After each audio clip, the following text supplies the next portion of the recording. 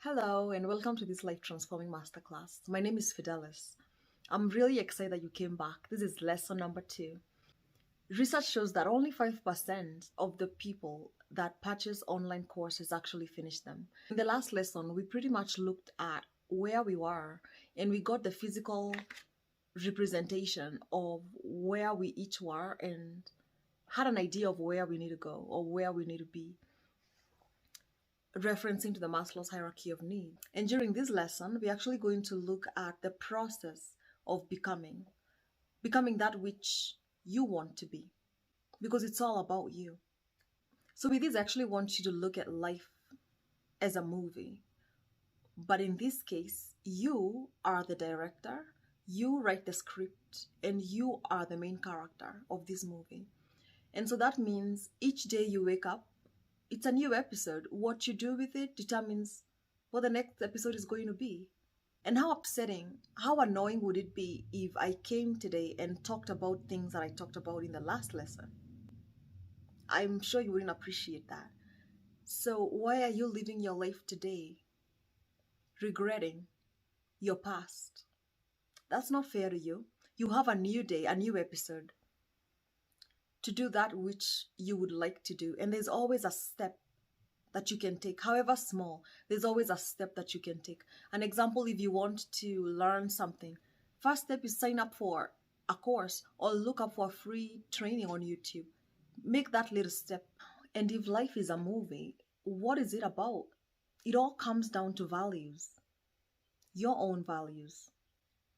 So that means for us to understand the process of becoming our very best version of ourselves, we have to understand what our values are. Value is the usefulness of something. So many people think that value is just for money. But think about this. If I was in the Sahara Desert for 3 days and I had $1 million in my pocket, do you think that money would be valuable? It wouldn't. What would be of most value to me would be a bottle of water. Value is different for everybody. And that's why you'd hear the saying, one man's meat is another man's poison. What you think is valuable for you might be something I really don't care for. And what I really value could be something you don't care for. But like it or not, everything in this world is all about value. So it's important for you to know what your value is. If you're a woman who just went through a divorce, you are of great value to a woman who is about to go on a divorce. Why?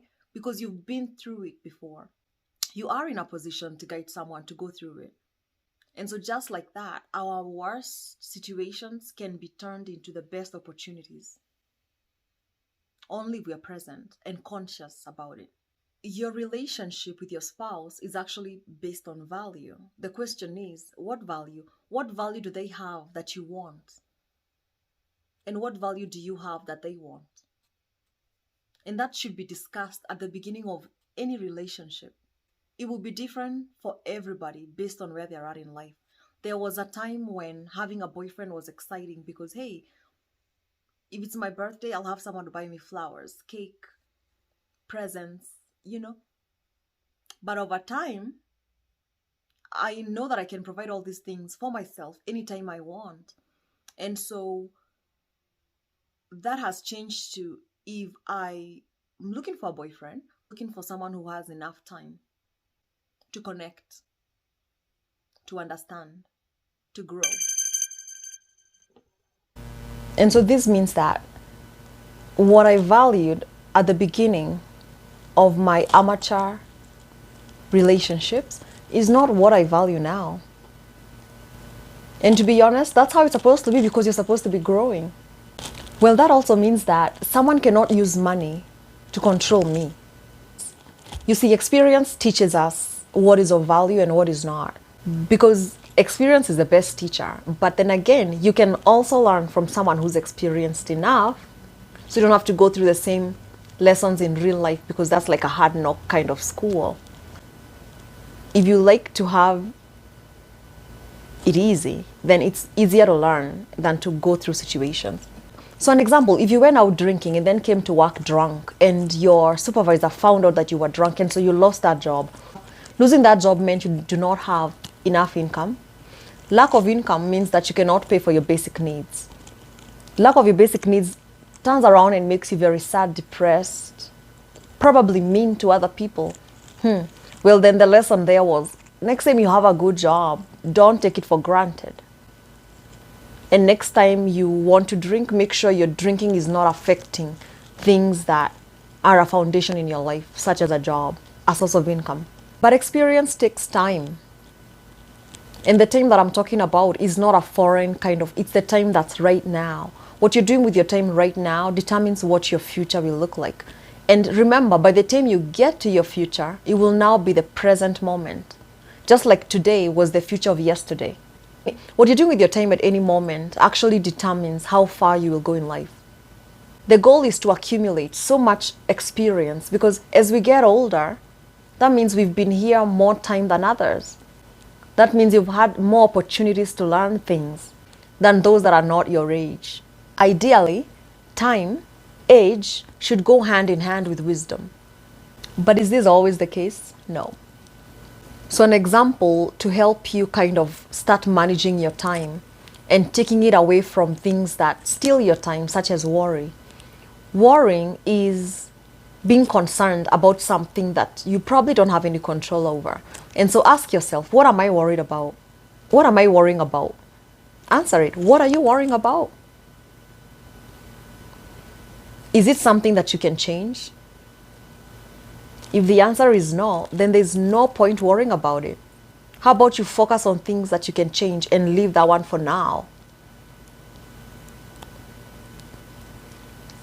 And the opposite is also true. So what are you worrying about? Name the situation. Is it something that you can change? Yes. So why are you spending your time worrying instead of doing something, taking action towards changing that? Whatever small step it might be, it's still a step. You see, with life, we have to keep on going. You have to keep on moving. And worrying makes you stop.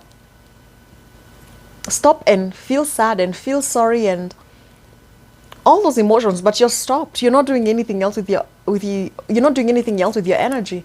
You're focusing all your energy on the worry. And we all know that where your attention goes, your energy goes. And where your energy goes, that which you focus on will continue to grow. So worrying should not be on your list at all. The moment you find yourself worrying, ask yourself those questions and see how fast you can move past it. From my personal experience, I've come to realize that setting a goal is like setting out to climb a mountain. Because once you set a goal, be it, hey, I want to be skinnier, I want to be richer, I want to have kids. Once you've set a goal, you have to do something different from what you were doing before so as to achieve it. You have to separate yourself from the crowd and focus on your goal. And so you focus on your goal and you climb this mountain and you climb this mountain and you get to the top, only to realize that the top of that mountain is the bottom of another mountain. In short, life will always have things for you to achieve. The moment there's nothing, then you might as well be dead. So the goal of life itself should not be achieving a certain goal, because once you achieve it, you'll realize you're at the bottom of another mountain, so there's another mountain to climb. In short, when I first earned my first 10,000, I was excited. Then I realized, you know what, I can do 20, then I can do 30, and then I can do 40, I can do 1 million, and then, oh, I can do 2 million. There's that drive that just keeps driving you. And so if you're only focused on reaching the top, you'll be very unhappy. In life, you should focus on the process of climbing the mountain. So for you to climb a mountain, correct me any mountain climbers out there, I would think you probably need a backpack, some nice boots, water.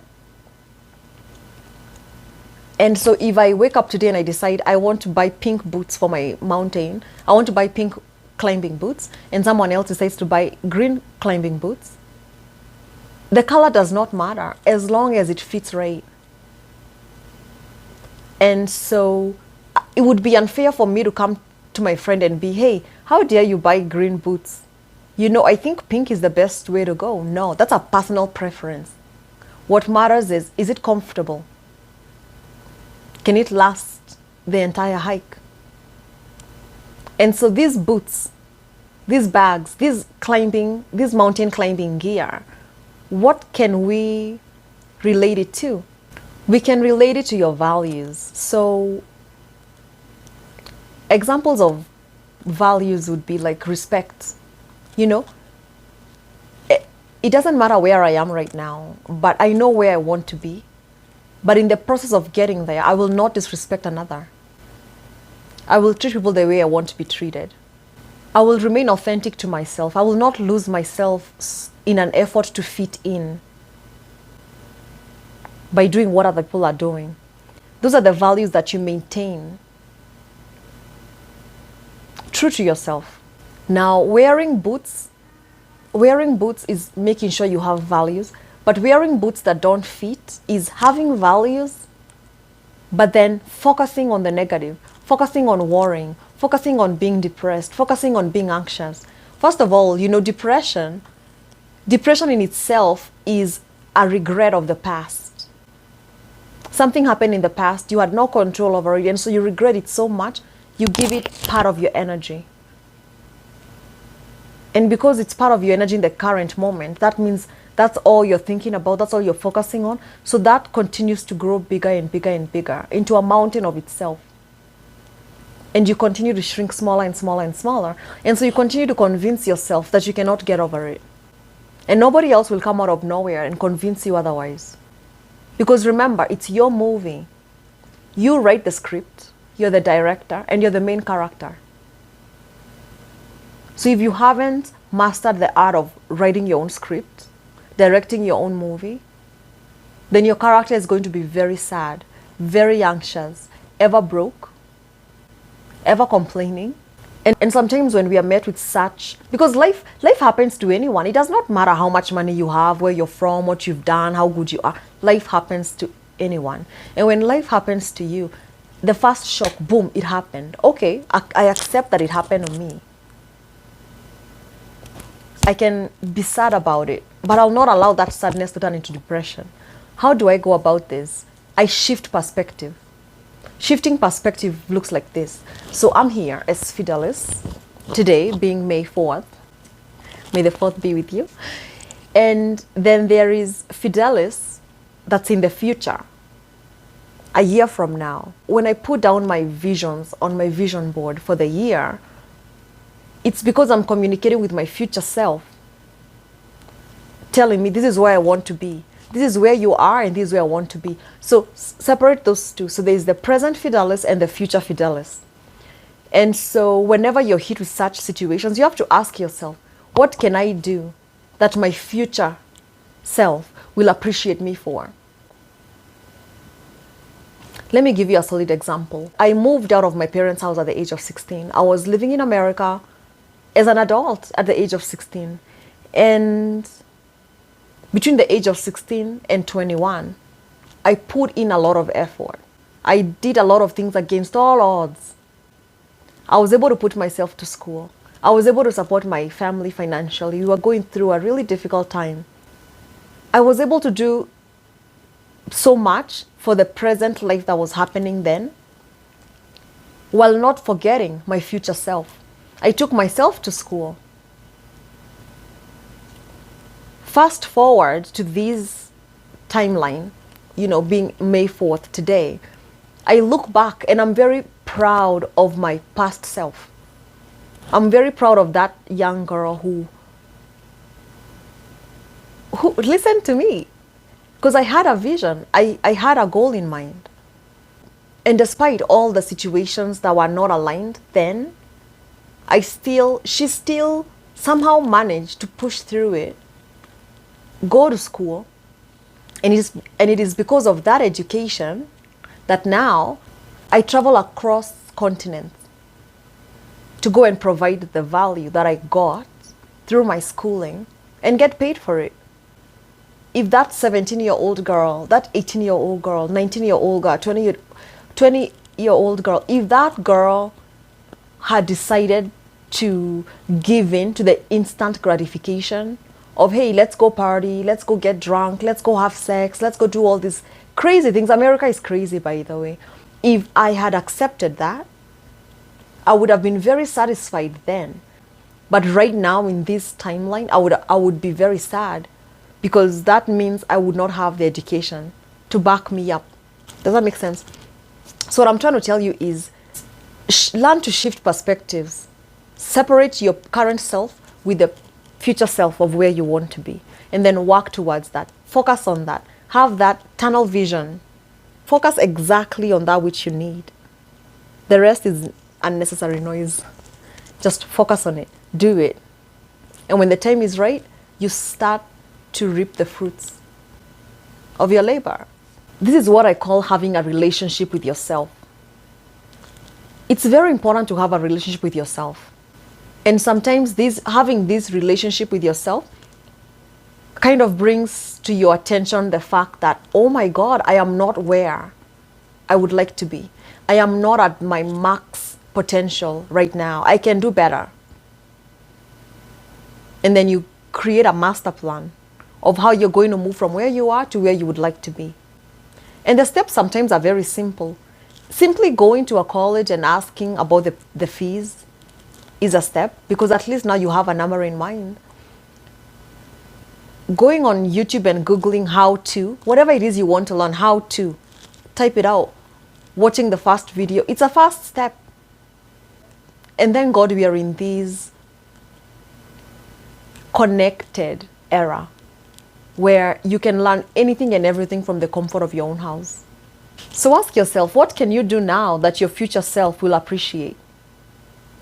Something to keep in mind, Rome was not built in a day, but I'm sure they had a plan. That means take little steps.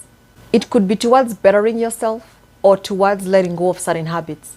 An example, smoking. If you're a smoker and you smoke a pack every day, I do not expect you to wake up one day and be like, I'm never smoking again. That's disastrous. You start by saying, I will smoke 12 cigarettes today, and then I'll smoke 10 cigarettes tomorrow, and then 9 cigarettes the next day. And before you know it, you're down to 1. Don't be too hard on yourself. So a good place to start, now that you're already established where you're at, you either have money, no time, or you have time, no money, or you have time and money, but you lack that understanding. Now that you know where you're at, first of all, stop living above your means. If you're getting paid a salary of 30,000 and your rent is taking up 20,000, that means you only have 10,000 to cater to all your other needs. Obviously, that's not feasible. You are what I would call house poor, where you have a lot of money, but once you pay all your bills and your basic needs, you're broke. One thing I like to remind people, you are God's child and you did not come to this world to live a basic life. But you need to do your part. Like moving out of that 20,000 apartment and moving into an apartment that fits your salary.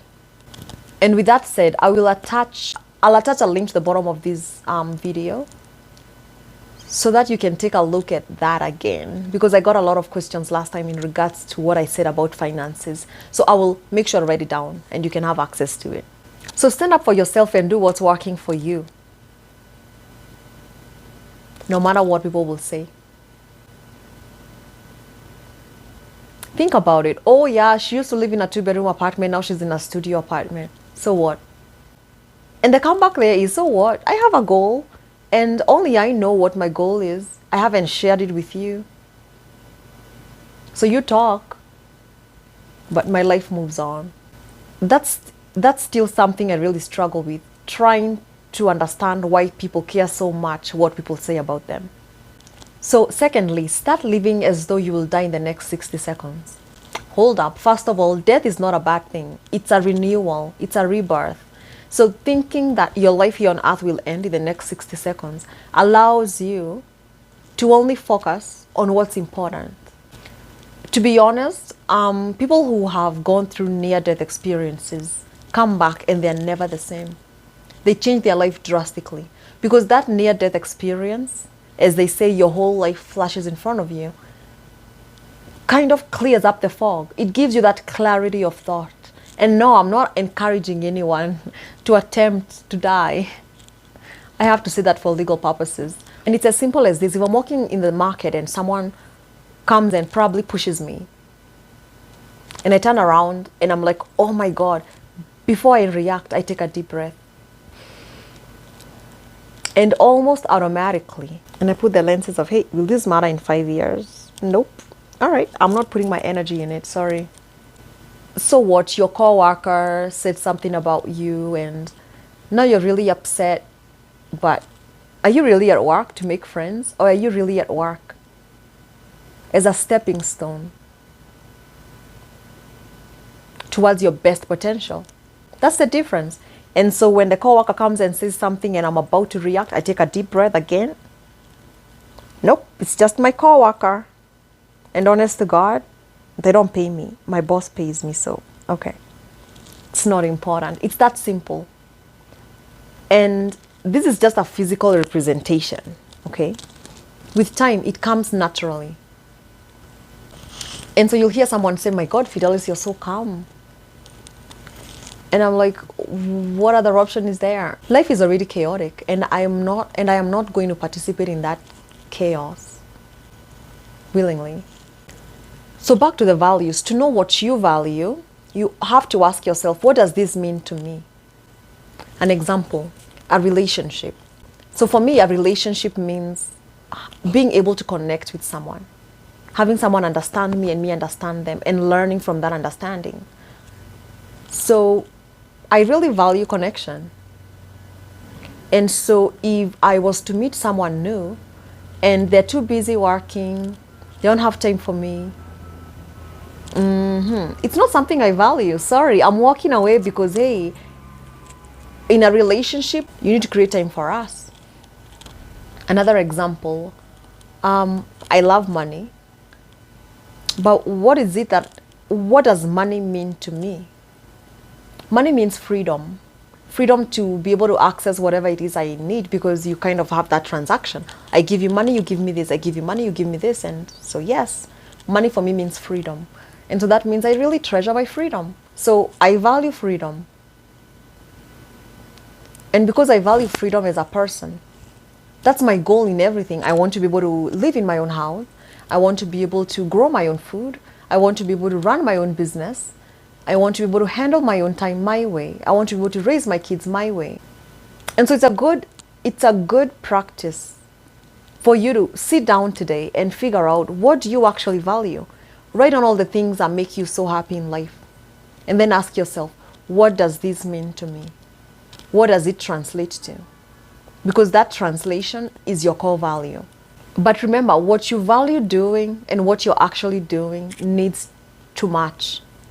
An example, I cannot say that, oh, I really like to spend time with my husband, and yet I'm working 70 hours a week. Because those 70 hours a week, I'm away. So I'm not spending time with my husband.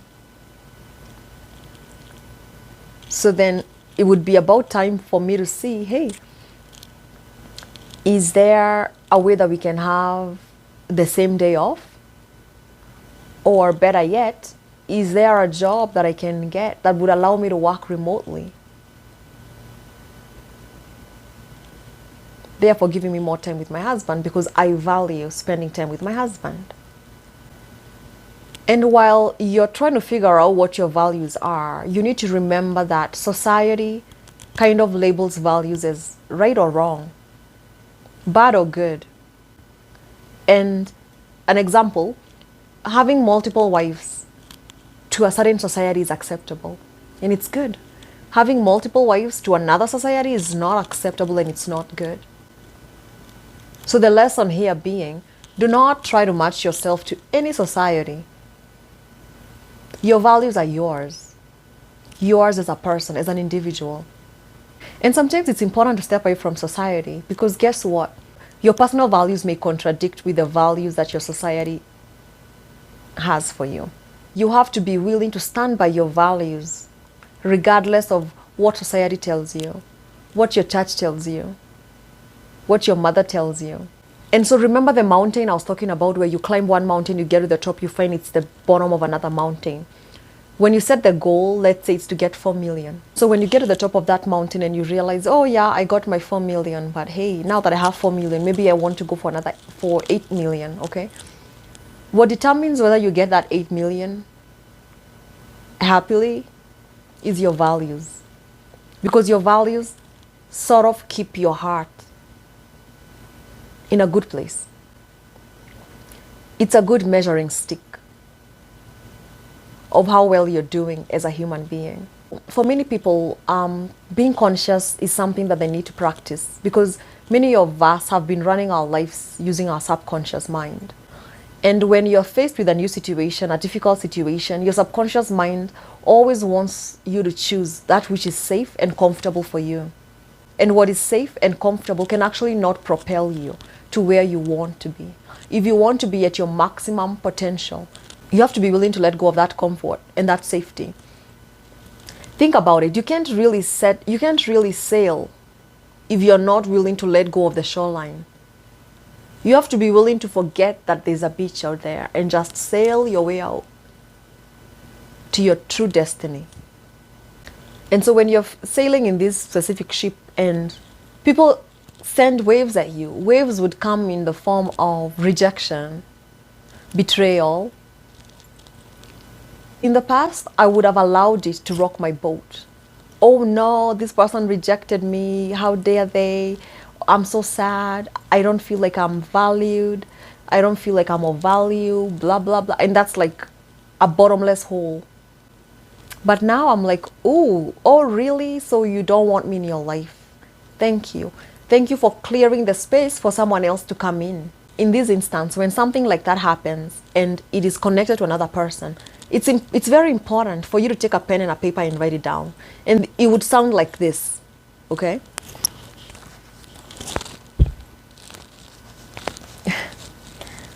Dear XXX, you ghosted me and disappeared without warning. I was sad for a minute, but then I realized that you gifted me an opportunity to connect with another. I will not beg because I know I should let you go. You want to go. I should let what flows flow and what crashes crash. I am instead going to change all future relationships to invite only.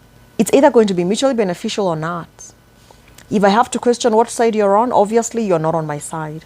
I believe no one is perfect. I wish you well in your life and I'm looking forward to meeting my new match. I went against my gut feeling and invited you into my circle, and now you just reminded me why I needed the block function in my phone. I will block you on my phone. I will block you mentally. I will no longer allow you to live rent-free in my mind.